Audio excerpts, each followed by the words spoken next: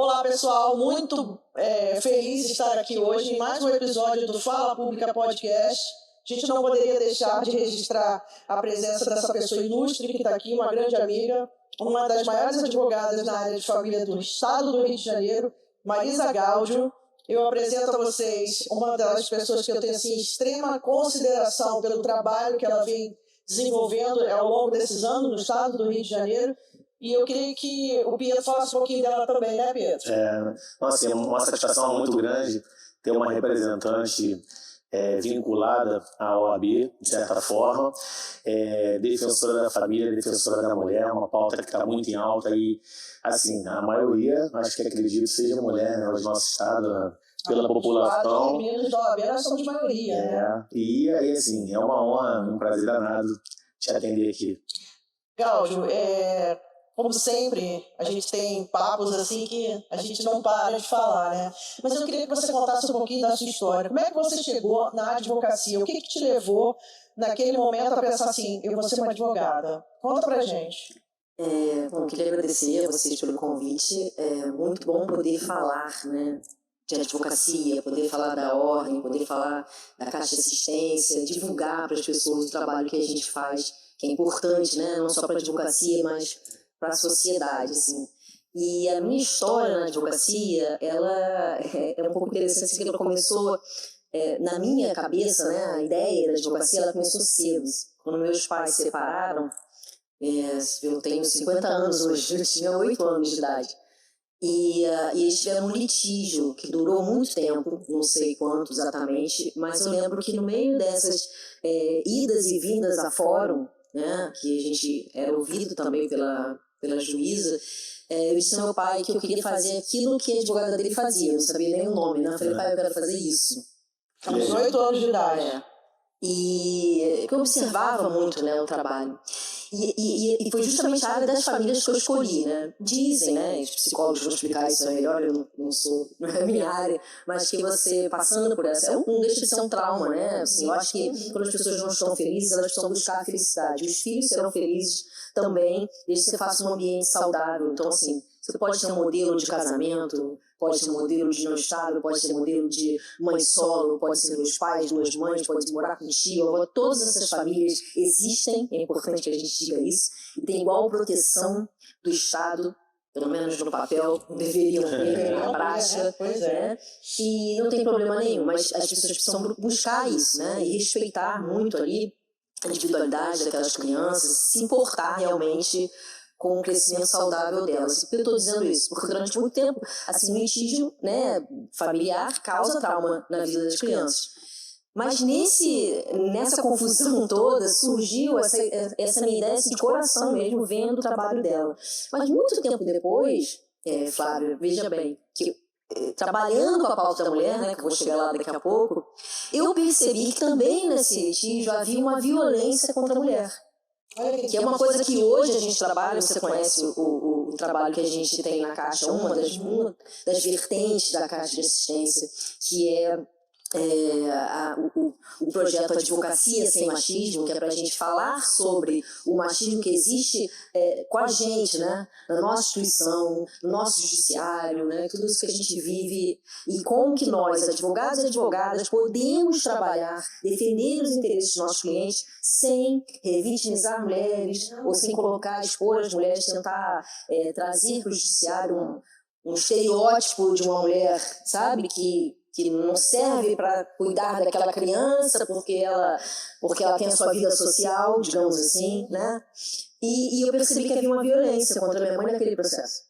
Naquela época, muito tempo atrás, obviamente não se falava sobre isso, obviamente pelo tempo, né? A gente sabe que a nossa sociedade é patriarcal, ela foi construída nesse modelo de machismo, de LGBTfobia, de racismo. A gente hoje está desconstruindo, tentando desconstruir, e é o que a gente faz aqui hoje também.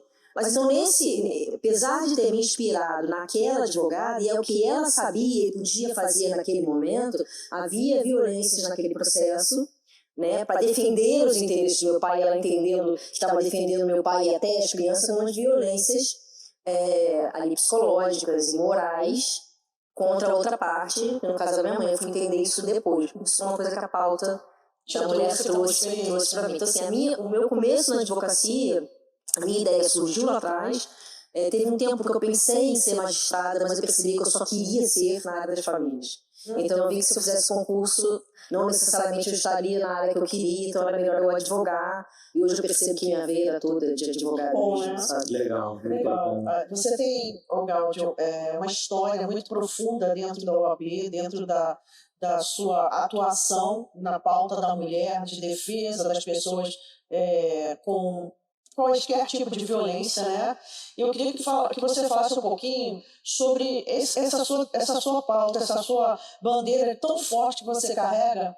O que te traz como experiência dentro desse know-how inteiro para o Brasil, que a gente sabe que a OAB ela é uma entidade com uma força muito grande no nosso país, né?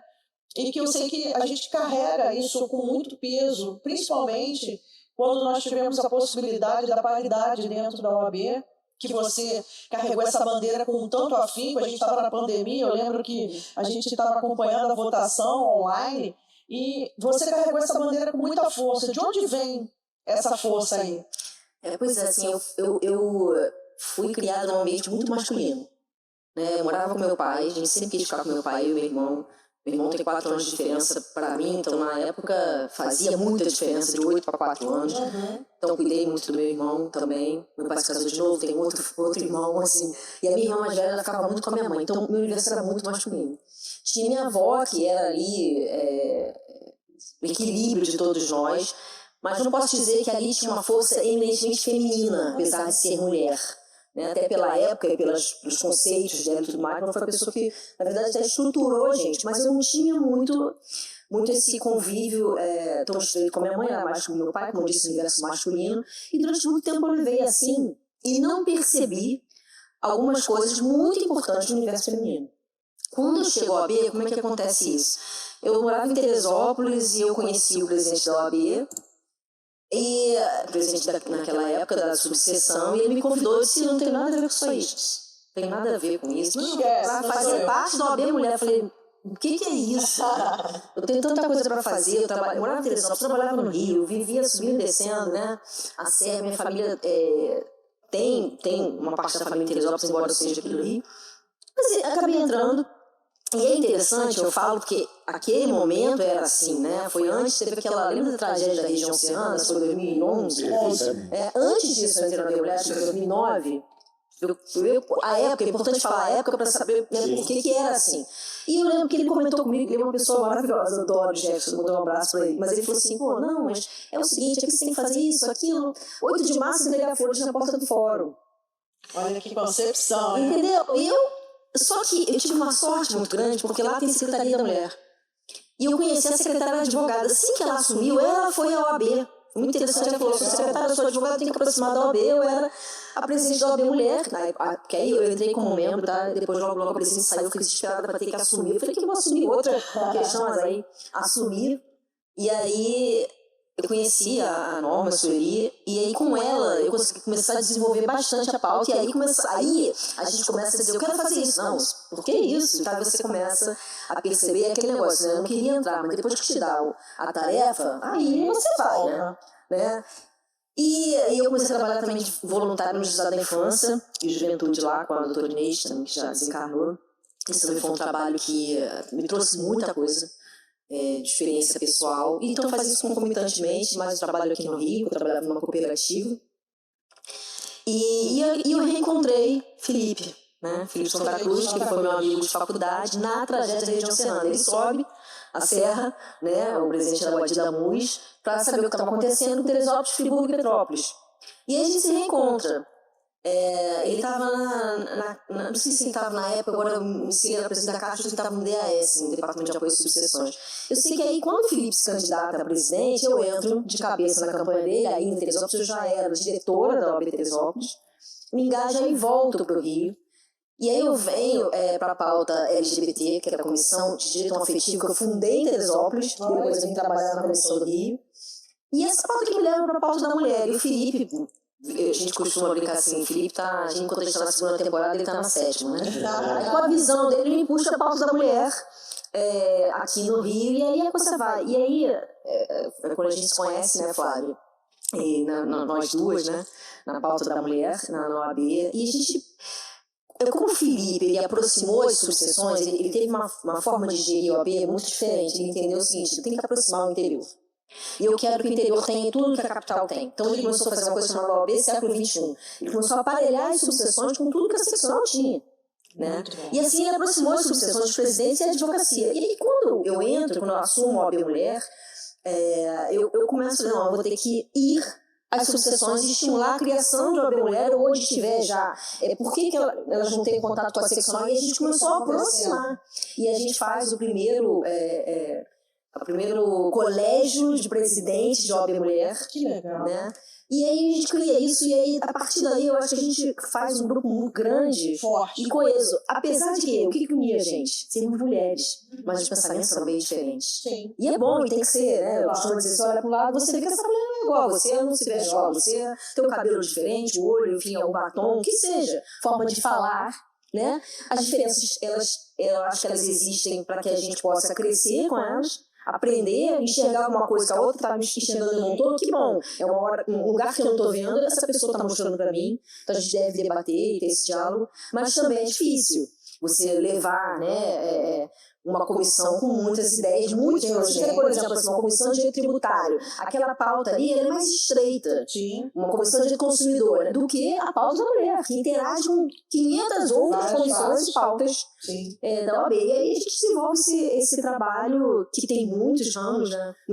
muitos braços, digamos assim, a gente cria as coordenações, né, Flávio? A gente criou coordenações, porque eu falei para cada coordenadora vai tocar. E aí também eu aprendo muito sobre a pauta da pessoa negra, porque eu não tinha, que é aquilo que a gente fala, lugar de fala, né? A sua cadeira, onde é que você está? Eu como uma mulher branca, cisgênero, heterossexual, a minha visão é uma. Né? Aí eu não entendo, eu posso ter empatia e auxiliar uma mulher transexual, por exemplo, mas eu não estou na cadeira que ela está.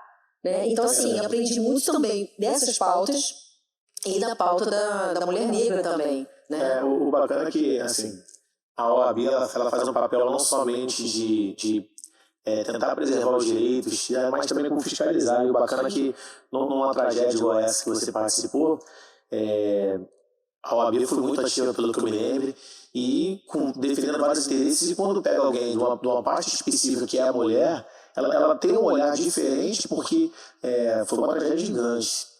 E assim, existia de fato vários problemas particulares que, na hora, pelo fato de nós virmos de uma cultura machista, eu também não sou diferente disso, minha família, avô, pai, é a nossa criação, e a cada dia a gente está desconstruindo um pouco esse negócio de ser muito machista. Eu tenho um pouco também de machismo por conta da minha criação, e trabalho todo dia isso, é normal, é natural, mas se a gente não se permitir, Marisa, realmente fica um pouco complicado.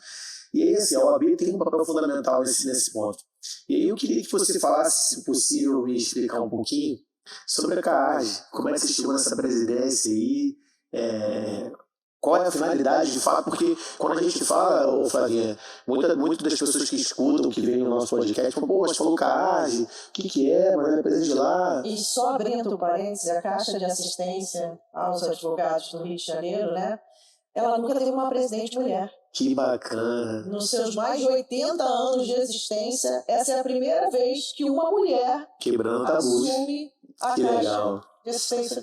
Isso é maneiro pra caramba. Então, assim, por isso que eu te digo, é uma bandeira, é um peso muito grande que a Marisa, como advogada, traz para o nosso estado do Rio de Janeiro, que está para o Brasil.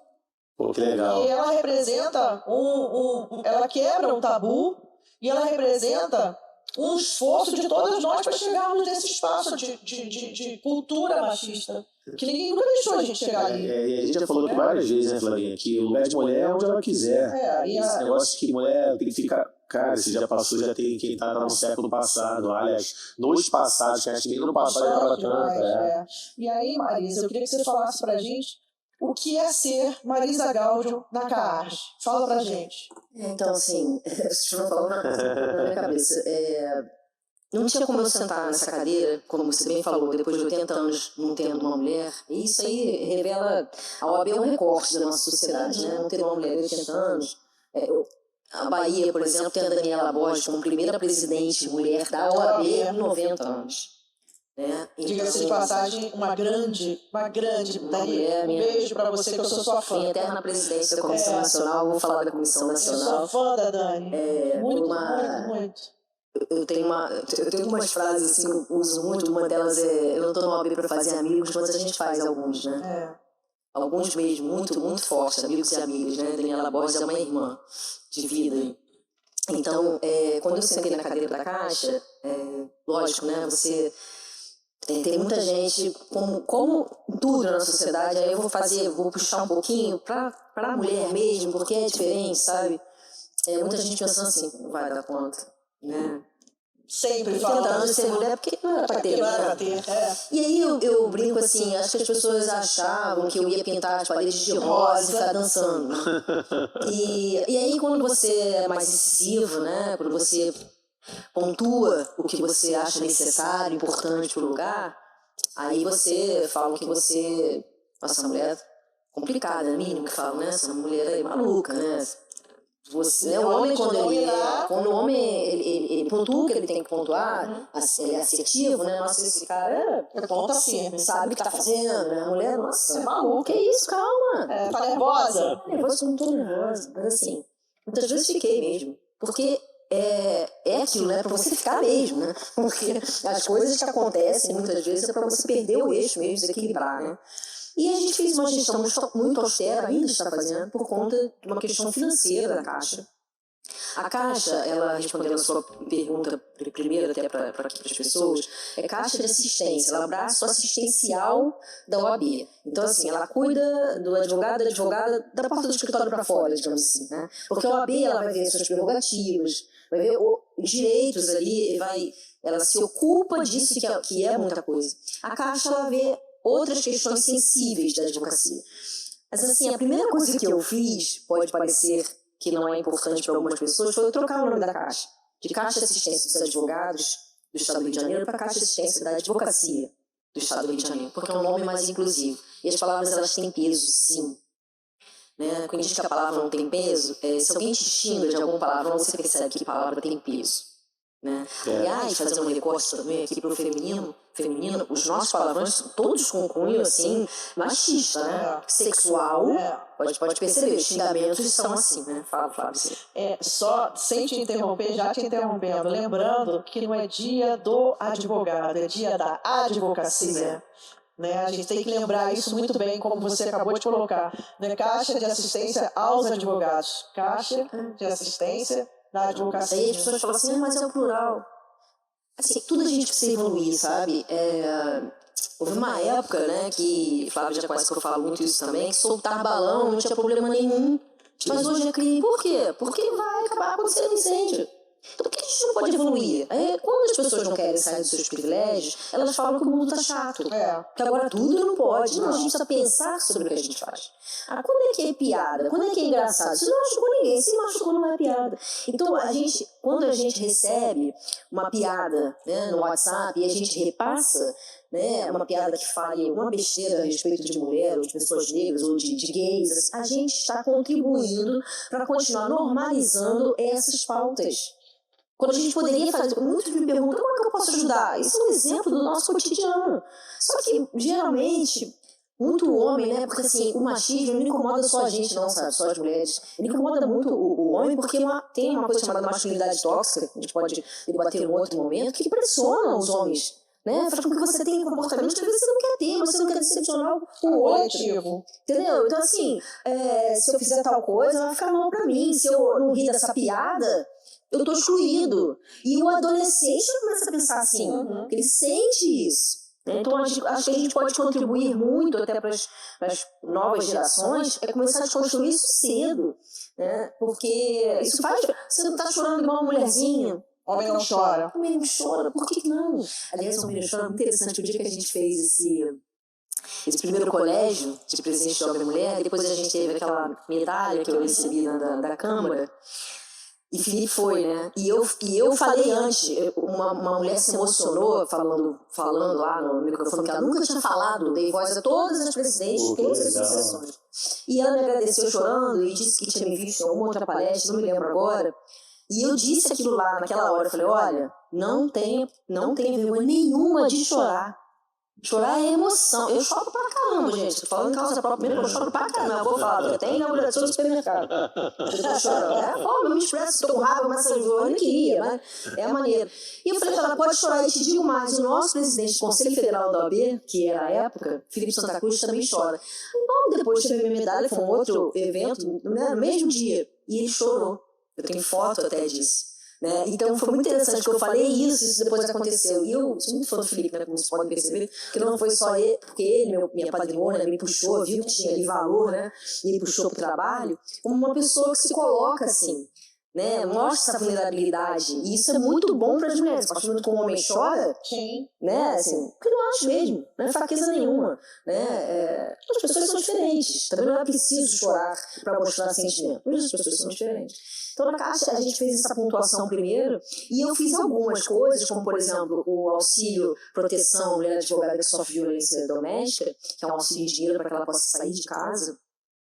A gente tem também o psicossocial, auxílio psicossocial para toda a advocacia, mas a gente tem também um específico para mulher advogada que sofre violência, que é um olhar diferenciado do psicólogo, né? Então, e essas coisas, por que não tem para o homem esse auxílio? Os números dizem por que a gente precisa fazer para a mulher. E eu não podia, como mulher, sentar nessa cadeira, embora eu tenha que fazer gestão para toda a advocacia, sem fazer alguns recortes para quem está mais vulnerabilizado.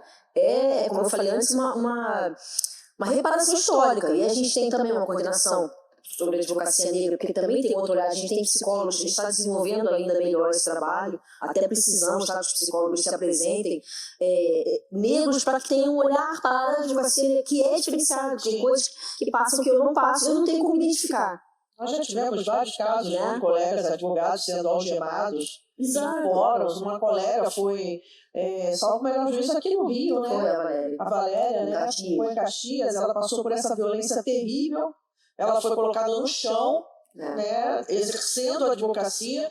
E assim, Gáudio, eu queria que você pudesse falar para a gente também quais são as políticas públicas que você enxerga que a OAB pode contribuir para a sociedade hoje. O que a gente tem hoje? Que quando a gente fala de OAB, todo mundo pensa o seguinte, é corporativismo, é só para advogados, a OAB não trabalha, é só mais um braço de política, que a OAB não trabalha. Não, gente, a OAB tem muita raiz, não é porque nós somos advogadas e que nós falamos da nossa classe, mas a gente sabe que a OAB participa efetivamente dentro da sociedade com políticas públicas.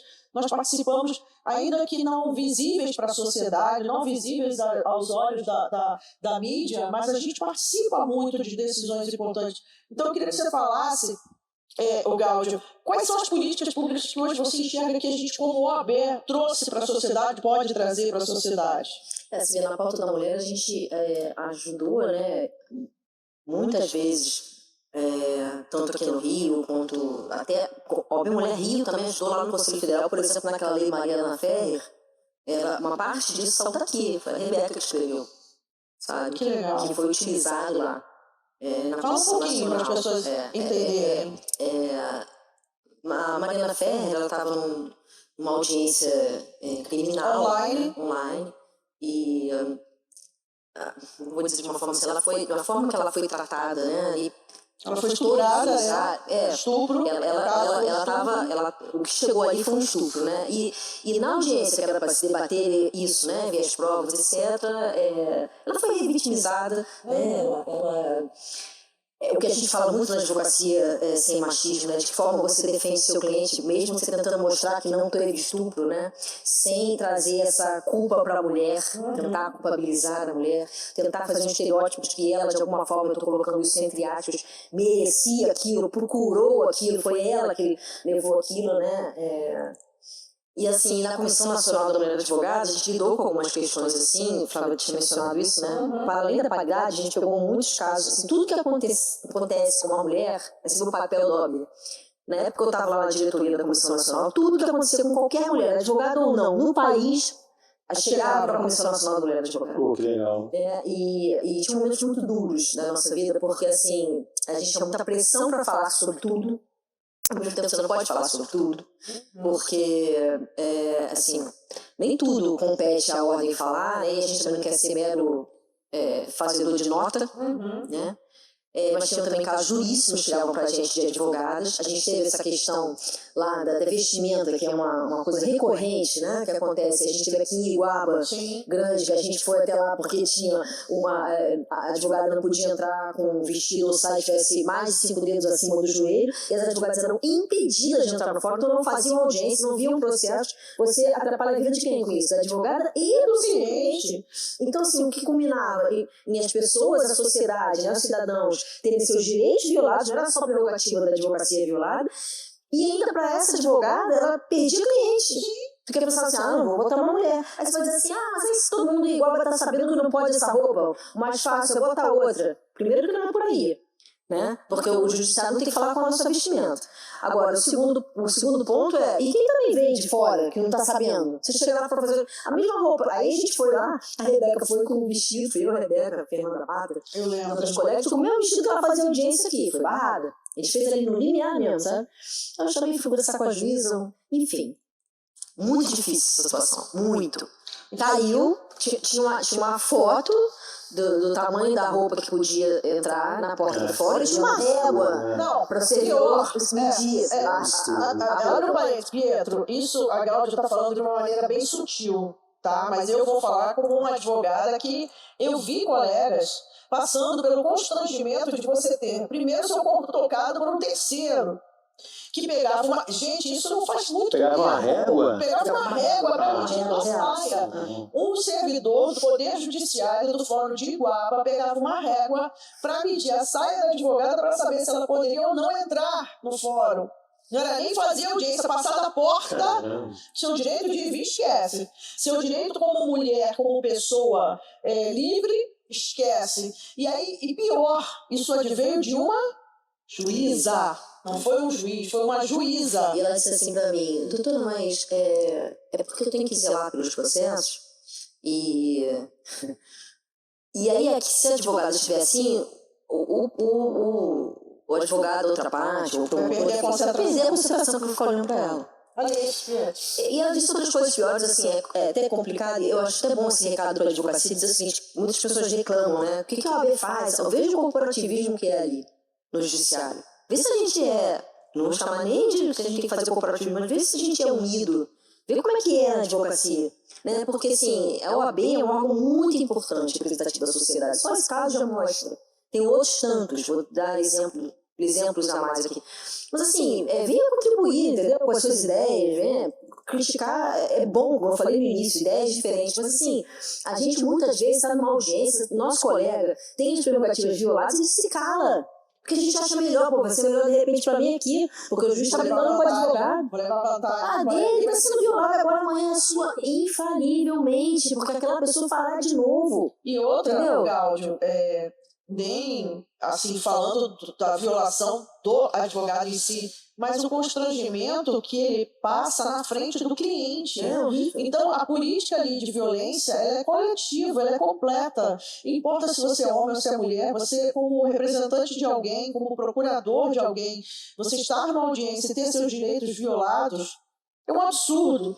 E eu queria que você pudesse falar, Gáudio, exatamente desse auxílio fora do escritório, porque eu lembro, durante a pandemia, Pietro, muitos colegas, antes dessa fatídica fase que nós passamos, viviam de audiências. Então, os colegas faziam audiências uma atrás da outra e ganhavam bem, dava para manter o seu dia, o seu sustento.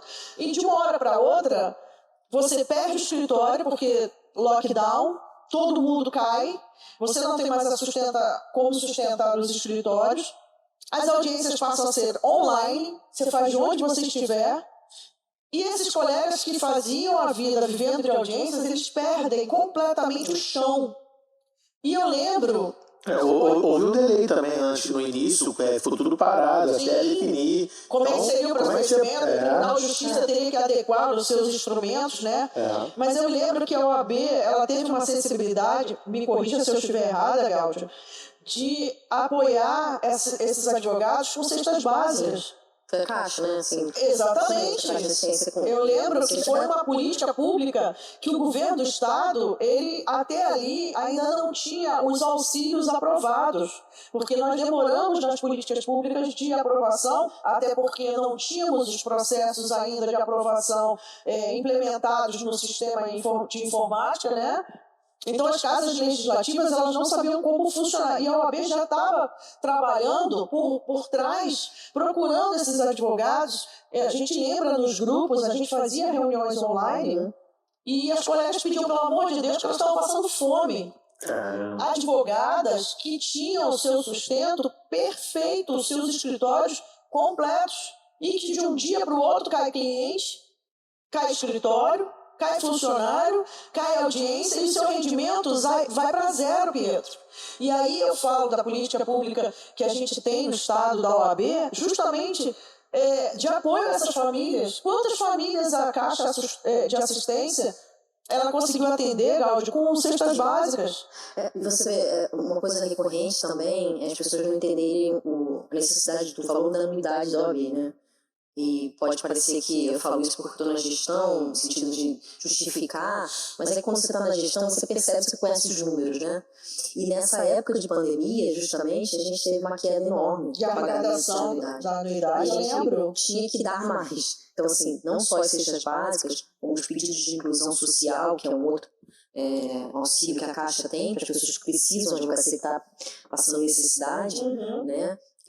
Como a gente desenvolveu esse auxílio psicossocial por telefone também, né, para atender a pauta da saúde mental, isso no Brasil, todas as caixas do país começaram a se preocupar muito com isso. É um tema muito forte para a gente perceber como a advocacia precisava. Todo mundo precisa, no nosso associado ali, porque assim, a OAB, ela fala para a sociedade também, mas em serviços a gente tem que lidar com a advocacia, a gente faz serviço e entrega para a advocacia, né? Agora, você vê, você está falando de cesta básica, eu falei também de auxílio inclusão social, a gente também aumentou o número de salas para os advogados e advogadas poderem trabalhar, justamente porque fecharam os seus. A gente teve que fazer até mais, porque aparelhar diferente encontro de audiências virtuais. Como é que você coloca uma testemunha numa audiência na sua casa, com o seu celular? Aí você amplia esse serviço na ordem, que tem um custo pelo Estado todo. Então, assim, vê se um outro órgão de classe dá isso.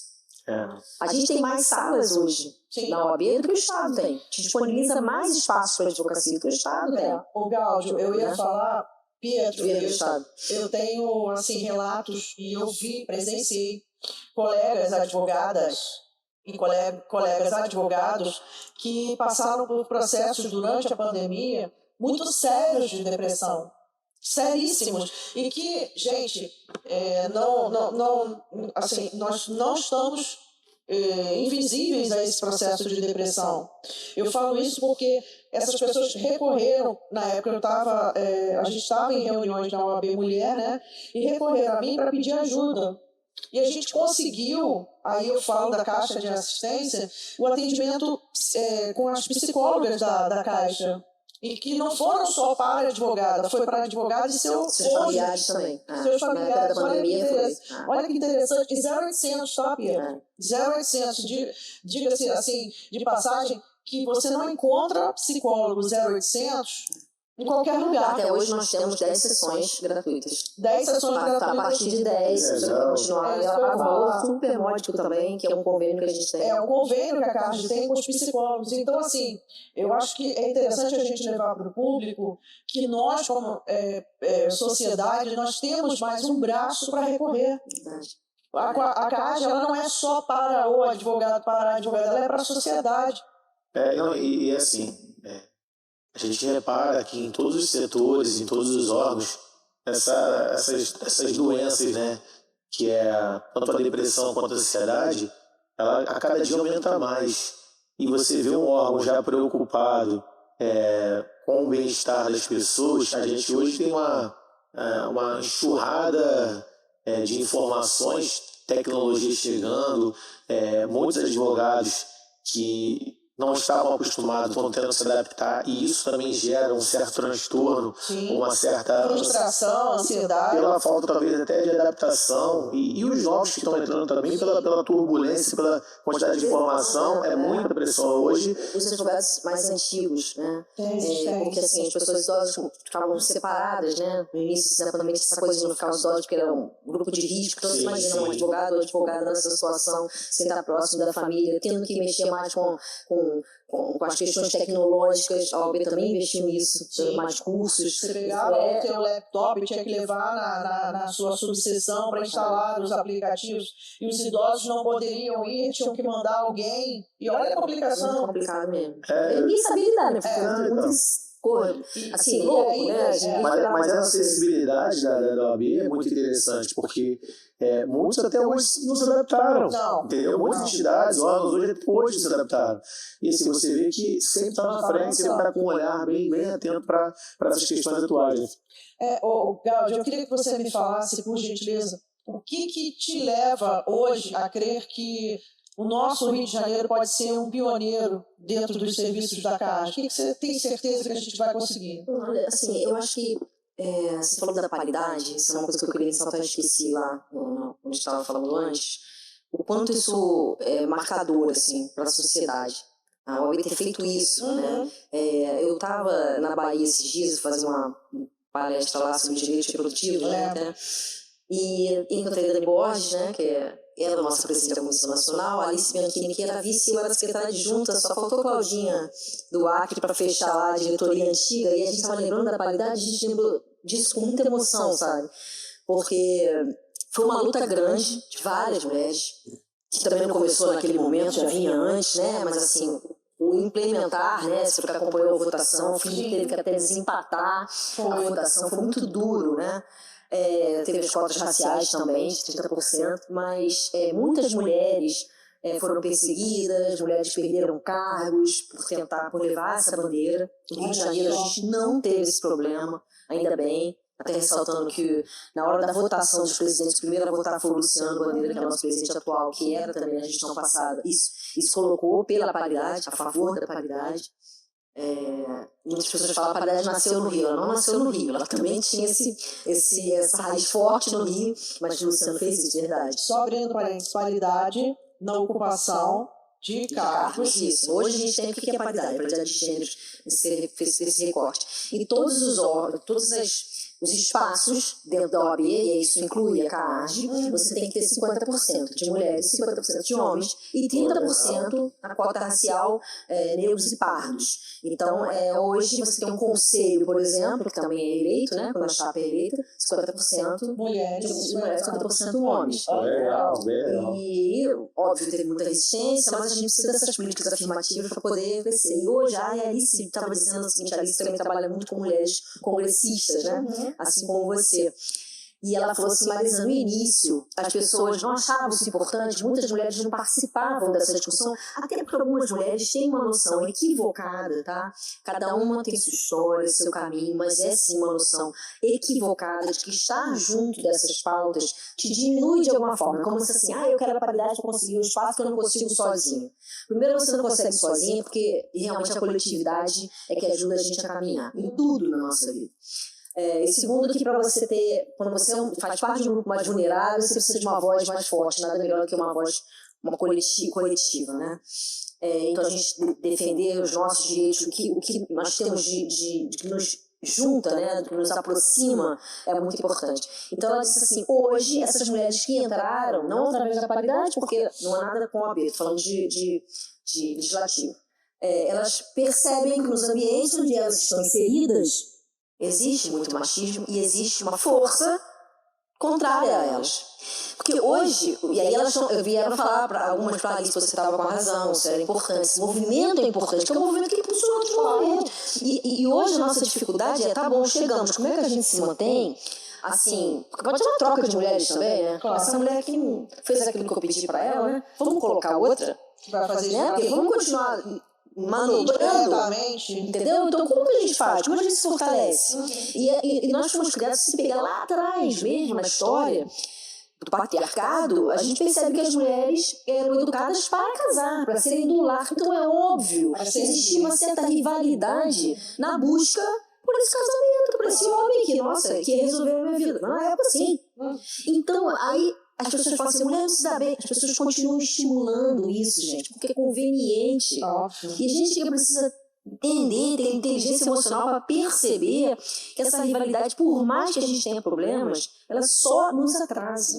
E muitas vezes, quando muitos homens falam assim, mas as mulheres não se entendem, é engraçado, vocês se entendem pra caramba, né? É porque estão na política há mais tempo, estão acostumados a fazer sem o outro perceber. A mulher tem muito de falar, aí fala da outra, fala mesmo. Porque a gente ainda tem que estar aprendendo a lidar com essa coisa. Assim, tá aprendendo já tem algum tempo. Eu estou dizendo assim, que em termos de história, não faz tanto tempo assim, né? Que a gente está do lado de fora, tendo que também suportar as dificuldades do lado de dentro, porque assim, a gente sai para trabalhar, mas a gente não largou as tarefas domésticas. Isso continua sendo muito mais cobrado da mulher. Mãe, mulher, advogada. Aí a mulher é muito cuidadora dos filhos, dos idosos, do marido. Então ela fica com uma sobrecarga. Então eu digo assim, quando a mulher sai de casa, geralmente tá, existem modelos familiares diferentes. Mas vamos lá, vamos colocar aqui um homem e uma mulher, um relacionamento mais tradicional, sociedade tradicional. Quando a mulher sai para o trabalho e ele também sai para o trabalho, ela sai com uma carga mental muito maior, porque ela está pensando na comida que deixou para os filhos, talvez alguém que trabalhe lá, como é que as instruções que ela teve que deixar, se a casa está arrumada, se ela tem que ir no mercado, se ela tem que levar algum filho na escola, reunião escolar, geralmente isso fica para a mulher, né? Geralmente fica. Então, e outra, tirando toda essa questão da maternidade, se eu saio para o trabalho, ou melhor, quando eu volto, talvez mais tarde, vou pegar um Uber ou um táxi, e eu tenho medo, diferente do seu homem, né, que tem medo de, sei lá, de ser assaltado, de acontecer uma violência urbana, eu também tenho medo de um estupro, de um assédio, eu também tenho esses receios. Então a mulher, ela tem sempre algo a mais naquela cabeça dela, sabe? E isso é uma sobrecarga que influencia demais no que a gente está falando de saúde mental. Da advocacia, né, da mulher, todo mundo, mas como tem esse recorte para a mulher, né, que é muito invisibilizado mesmo. O trabalho doméstico é invisibilizado. Sim. Né? Então todas essas preocupações, elas também são invisibilizadas. Ou seja, hoje nós temos uma sociedade que ainda continua a passos lentos para entender o nosso papel. E dentro... Desculpa, você falou do Rio de Janeiro, eu não falei. E que gosta do Rio de Janeiro? Eu acho que o Rio de Janeiro é uma vitrine para o país. Dentro do nosso estado, nós somos uma referência. Nós somos referência, nós somos pioneiros em muitas coisas. Eu criei mudei o nome da Caixa e depois outras pessoas quiseram fazer também, isso é uma questão.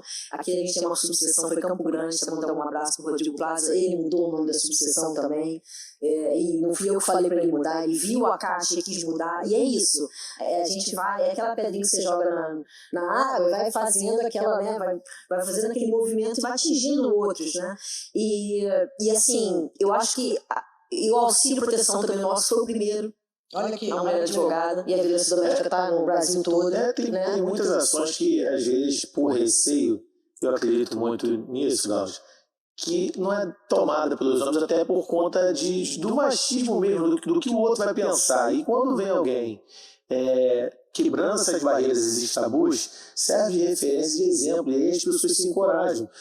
A gente falava num outro episódio aqui, que anteriormente, uns anos atrás, as mulheres tinham dificuldade de ligar porque tinham medo, porque não tinham confiança no serviço para poder fazer denúncias sobre várias violências feitas com a mulher, e hoje isso já começou a cair por terra, porque você vê que as mulheres estão encorajadas, elas estão ficando mais empoderadas, e quando pega uma mulher, a primeira, quebrando esse tabu, essa posição, e aí, sendo uma referência, sendo um exemplo, eu mesmo falo assim, pô, que corajosa, se eu tivesse que fazer agora, ela fez, pô, eu também consigo. Então, é muito bacana isso. Então, assim, essa desconstrução do que só homem pode, ou de que só homem que faz, cara, isso já foi abaixo. E com certeza, assim, você foi um exemplo para outros homens também, tá? Não é só para as mulheres, não. Sim, porque...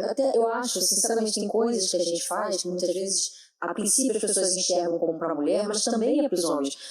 As salas de brinquedoteca que a gente tem na Caixa, uma sala, né, para as crianças poderem brincar ali enquanto a mãe está ocupada peticionando, alguma coisa assim, a gente está fazendo em todas as subseções. Com espacinho para amamentação também. Isso é especificamente para mulher divulgada. Brinquedoteca não é. Não. Porque o homem também pode levar levar, né? E assim, eu acho que esse peso que eu falei no início da masculinidade tóxica, ele também vai se dissipando à medida que a gente vai elevando as mulheres e porque a gente busca direitos iguais. Sabe que a gente é diferente na Constituição biológica, mas a gente tem que ter os mesmos direitos, que significa oportunidades iguais, né? Isso também eu acho que tira um pouco desse peso, porque todo meio homem era assim, eu tenho que sair, tenho que trabalhar, sou eu o provedor, eu tenho que fazer tudo. Também esse peso é ruim, né, pro homem. Eu tenho muitos clientes homens também, eu vejo pais que são muito presentes na vida dos filhos, que são realmente dividem mesmo, pais separados até, que dividem mesmo a responsabilidade. Isso é muito bacana, né? Mas a gente precisa realmente entender que algumas questões para a mulher são diferentes. Por exemplo, o caso de amamentação, que eu falei há pouco da sala de amamentação. Quando a mulher está amamentando, é só ela mesmo. Então, por que a gente tem lá o projeto Nascer na Caixa, outro projeto, que até foi criado pelo Felipe, nem foi por mim, eu só dei continuidade, que é quando a mulher tem um filho naquele ano, ela pode pedir isenção da anuidade dela. Porque ela que sai do mercado de trabalho invariavelmente. Pelo menos no período nem que seja da amamentação. Sim. Entendeu? Que depende, né? Uns amamentam mais, outros menos. Então, é uma ajuda até financeira que a casa dela pode dar para ela, a casa, né? A instituição pode dar para ela. E muitos perguntam, por que para o homem não? Por causa disso, porque ele não é obrigado a sair do mercado, né? Depois pode até, eu tenho umas ideias assim de, por exemplo, que eu acho que a questão do tempo de licença maternidade, de paternidade, a gente devia ver como é que é aquela família, como é que ela se estrutura, porque às vezes o homem pode ter mais facilidade de ficar, dependendo do trabalho dele. Então as coisas deveriam ser mais vistas de acordo com a família, mas é um outro assunto. Mas assim, sabe, eu acho que as famílias, elas estão mudando, assim, estão tendo coragem para mudar, né, digamos assim, como você falou que as mulheres podem falar mais, elas até podem, mas esse machismo é mais velado, ele existe. As mulheres ainda são mais seguradas, assim, elas são são mais afastadas de certos espaços. Quando eu comecei a fazer política de ordem, eu falei assim, por que a mulher não faz política, né? Por que a mulher não consegue estar tanto na política? Aí me disseram, porque a mulher não senta na mesa do bar. Isso, muitos anos atrás, mais de 10 anos atrás, 15 anos atrás. E realmente as coisas não são fechadas naquela reunião, são fechadas de acordo social. Então a gente, obviamente, começou a fazer também, vamos marcar um shopping, vamos isso, aquilo. E você tem aquele teu amigo do futebol e você combina com ele, está acostumado com ele, lembra dele na hora de passar um caso, fazer uma parceria, né? E aí, uma particularidade, as mulheres não precisam fazer isso, mas eu comecei a tomar uísque, fumar charuto, masculina, hoje adoro, né? Mas assim, são coisas mais masculinas a partir dessa fala, que eu comecei a me inserir muitas vezes e paguei por isso, por escolhas. Ia em muitos lugares, só eu de mulher, e encontrava muita resistência. Esse ditado, que eu nunca fiz amigo bebendo leite, mas não é por conta disso não, porque leite não vai pro bar beber leite, você não vai você realmente faz relacionamento, cria. Gal, eu queria que você pudesse contar pra gente nessa sua história como advogada das famílias, né? Qual foi o caso que te trouxe mais, assim, comprometimento, mais emoção? Qual foi aquele caso que você olhou e falou assim, caramba, esse vai fazer história? Conta pra gente. O caso da minha vida, assim, que eu tenho orgulho de falar, é um caso de dupla maternidade. Eu já ouvi esse caso, mas eu queria que você falasse sobre ele. Caso, sim. É muito bacana. Um casal de mulheres me procurou e disse que uma delas estava grávida e elas queriam ter essa filha e queriam que as duas tivessem um nome assim, que elas falaram, a gente queria as duas ser mãe, tem como, doutor? Isso há muito tempo atrás. E a jurisprudência não estava avançada, né? E eu falei, bom, tem. Né? Tem como, mas como que a gente vai fazer? E aí eu conversei com algumas pessoas, inclusive com a Maria nesses dias, e ela tinha um caso desse, né? E aí, qual era a questão? Como essa mulher engravidou? Como que eu justifico que a outra também seja mãe? Essa que vai ter filho, ok, vai chegar no hospital, declaração de nascido vivo, vai ser o nome dela. Mas e a outra? O negócio era incluir a outra. Eu sabia que podia, sabia que não seria só pelas vias, não seria pela via administrativa, né? Extrajudicial, não sei como, ainda não tem, teria que recorrer ao judiciário, embora a gente tenha multiparentalidade na via administrativa, mas para esse caso não. Não era, porque não foi feita uma inseminação artificial, que se chama assim, hoje em dia tem outro, você fala mesmo, assistida? Mas tem um outro nome também. É porque tem dois tipos, assim, quando você faz com in vitro, né? Mas as duas formas que tem a reprodução assistida aí, você vai a uma clínica especializada, esse é o ponto. E da forma que elas fizeram, que depois eu descobri que se chamava inseminação caseira, o nome que se deu para isso, e tem comunidade no Facebook sobre isso, eu descobri à época, não passa por essas clínicas se você não tem um contrato. Esse é o problema, né? Como você justifica isso? E aí, então o caso foi que um homem doou o material genético dele para elas, para o casal, e uma pegou uma injeção, puxou ali a seringa, né? Puxou e colocou na outra, pela vagina. Bem caseiro. E bem que é difícil pra caramba, né? Caramba. E foi assim, tem muitos casos assim. Eu tive mais lá no escritório, mas esse foi o que mais, esse foi o primeiro e emblemático pra mim.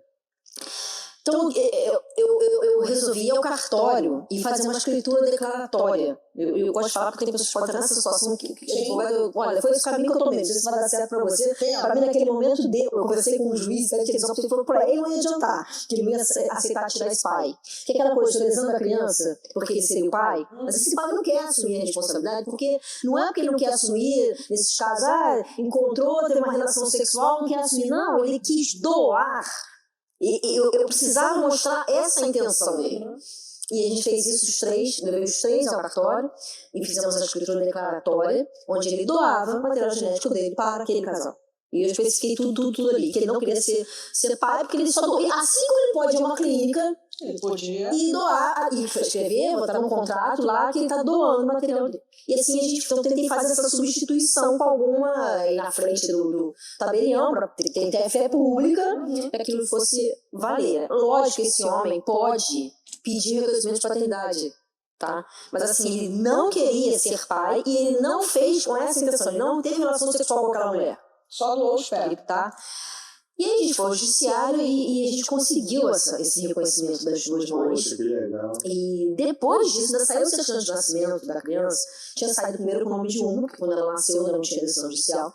E aí a gente foi com a sentença alterar a certidão, e o cartório botou assim, e fulano de tal, pela sentença número tal, eu falei assim, não pode sair dessa certidão de nascimento da criança, isso pode estar nos registros do cartório. A certidão tem que dizer fulano e fulano, porque eu não tenho mãe de uma classe e mãe de outra.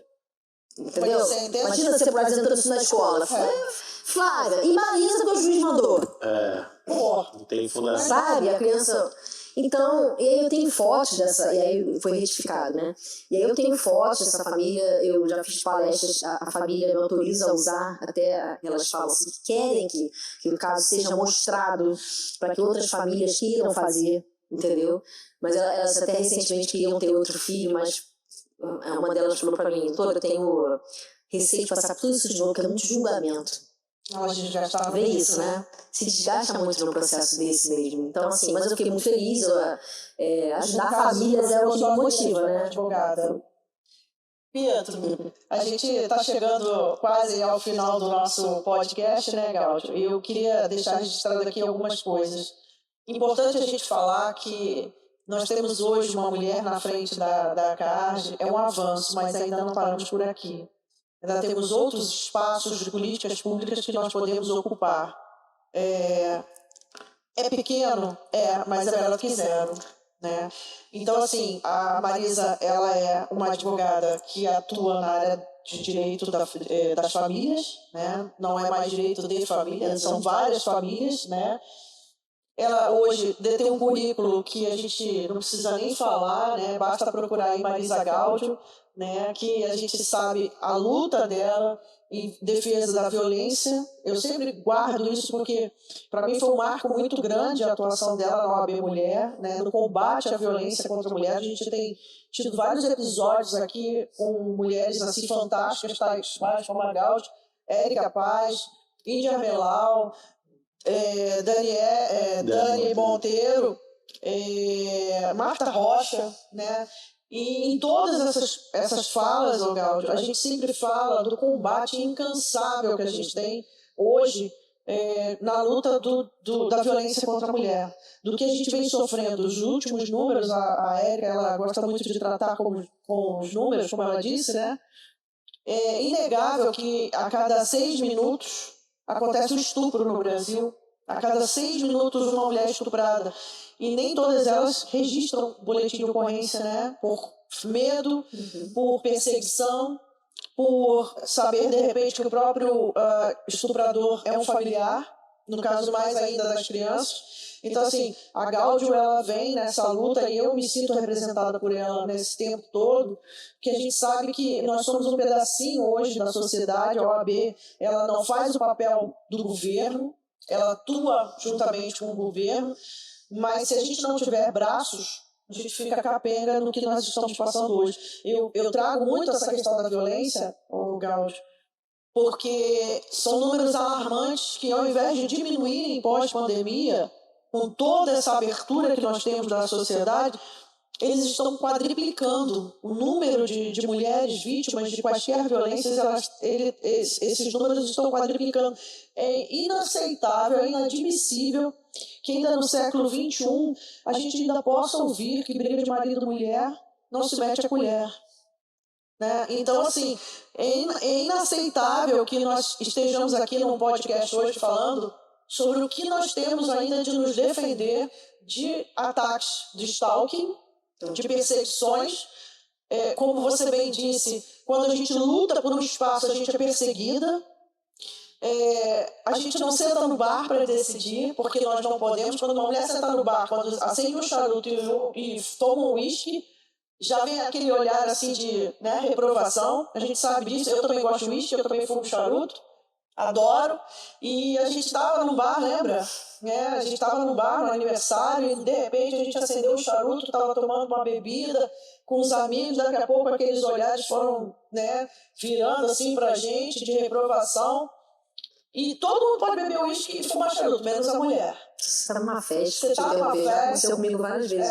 O garçom serviu uísque para homem, e não sempre para mulher. Mas aí eu sou chata do negócio. Fico, cara, tudo bem? Você está servindo uísque para mim, deixa a pessoa ser gelida. Mas, coitada, ele não tem culpa. Não, mas a gente tem que contribuir para parar de naturalizar isso. Entendeu? Então, assim, é interessante a gente falar isso, porque a nossa proposta como podcast é levar a informação, trazer a sociedade à luz dos debates que hoje a gente atravessa e, principalmente, deixar um legado aqui de informação para os nossos futuros advogados e formadores de opinião também. Então, assim, a gente tem a caixa de assistência que atende ao advogado e ao estagiário, a mulher, a família, a criança, mas e que, principalmente, a sociedade pode recorrer. Eu falo isso, Pietro, porque muitas mulheres passaram durante a pandemia no silêncio do estupro dentro de casa, porque não podiam ficar de fora com o seu estuprador, porque ele era mantenedor do lar. E muitas dessas mulheres eram advogadas, tá? E muitas delas foram assistidas pela Caixa, e muita gente não sabe. Né? A gente teve esses relatos, a gente chorava às vezes no silencioso, nas nossas reuniões online, ouvindo esses relatos. Então, assim, a violência, ela bate na porta, ela não escolhe classe social, mas ela não pode ficar calada, não pode ser silenciada. Eu digo a violência contra a mulher porque nós somos a maioria hoje nos quadros da OAB, nos quadros de votação no país. Nós somos o maior número de eleitores, nós somos as mulheres, e que nós somos as maiores vítimas. Né?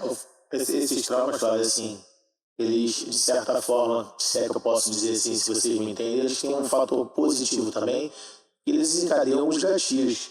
Aí, exemplo que a Marisa falou, que ela, talvez se ela tivesse passado por aquele trauma de infância, não teria sido advogada. E talvez se a gente não aprendesse um pouco mais com as experiências que realmente assim acontecem, a gente não desencadearia ações como essa. Hoje a Marisa tá nessa situação e quebrando um tabu, e trazendo uma visão muito mais multidisciplinar porque eu acredito que a mulher tem essa visão pelo fato, pelos todos os indicadores que você já falou, por conseguir ser trabalhadora fora do lar, dentro do lar, mãe, psicóloga, porque ela é a base familiar, a parte mais emotiva geralmente vem da mulher, ela que lida com todos os problemas de relacionamentos. Dificilmente o homem em briga familiar se mexe, é a mulher que vai lá para tentar. Então assim, ela é dona de casa, ela sabe a questão da comida, a questão do filho mais seguro, do uniforme, enfim. Essa visão multidisciplinar da mulher, ela é muito importante. Então, assim, hoje, com acesso às informações, a gente consegue ter uma visão realmente muito maior do que acontece, e com esses traumas sendo aos poucos, se Deus quiser, sanados, que a gente sabe que às vezes se repete, mas se a gente não aprender com os erros, a gente não vai melhorar nunca. Então, assim, é muito bacana essa questão. A pandemia foi algo assim, fora da curva, ninguém imaginava, pensava e sabia o que fazer.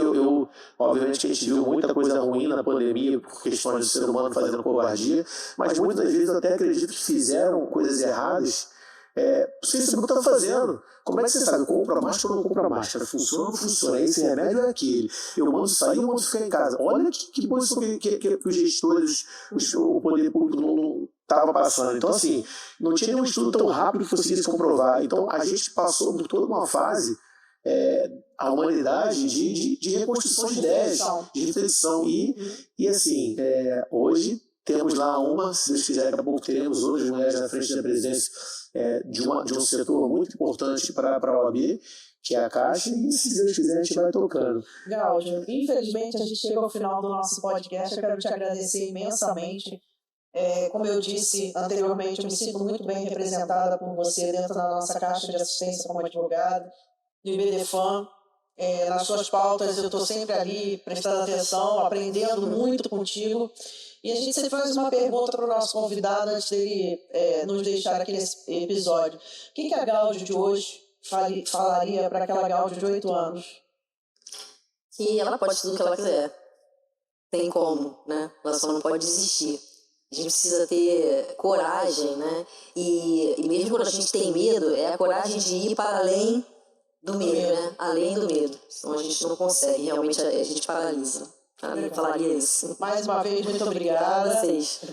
Pessoal, não deixem de nos seguirem nas redes sociais. Podcast Fala Pública está no YouTube, no Instagram, doutora Flávia Aguiar, doutora Marisa Gáudio, Pietro Bernardes, todos aqui dispostos a te ouvir. Aguardem no nosso próximo episódio um dos nossos convidados assim, bem bacanas, né, Pietro? A gente está aguardando aqui da nossa política estadual e que com certeza vocês terão o prazer de ouvir. Obrigada mais uma vez, um grande beijo e até a próxima, pessoal.